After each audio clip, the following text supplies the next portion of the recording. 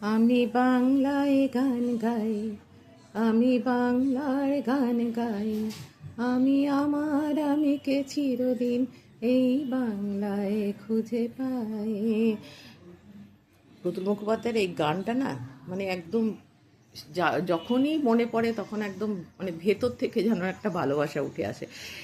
এই ব্যাগটাও আমার একজন ভালোবাসার মানুষের জন্য তৈরি করা, যাকে আমি খুব ভালোবাসি।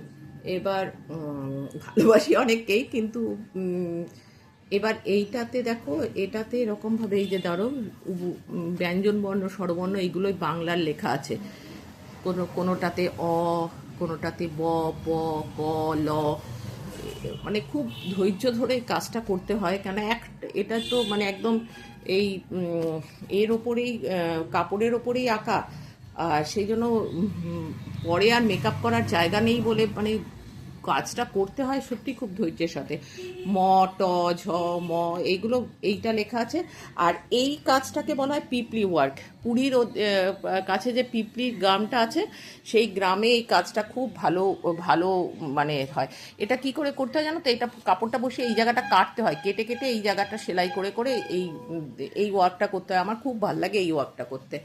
যাকে এই হচ্ছে ব্যাগটার লুক, এই হচ্ছে ব্যাগটার লুক। আর এটা হ্যান্ডেল, যাকে দেব তার 14 তারিখে ম্যারেজ অ্যানিভার্সারি ছিল, ভেবেছিলাম অন্য ব্যাগ দেব, কিন্তু সে এটাই চেয়েছে, তাই ওর জন্য এটাই। আর জানি না পছন্দ হবে কি না। চেন লাগানো আছে, এখানে চেন লাগানো আছে, ভেতরে এ লাগানো আছে, কি বলে, স্পঞ্জ দেওয়া আছে এই ব্যাগটা ওর জন্য।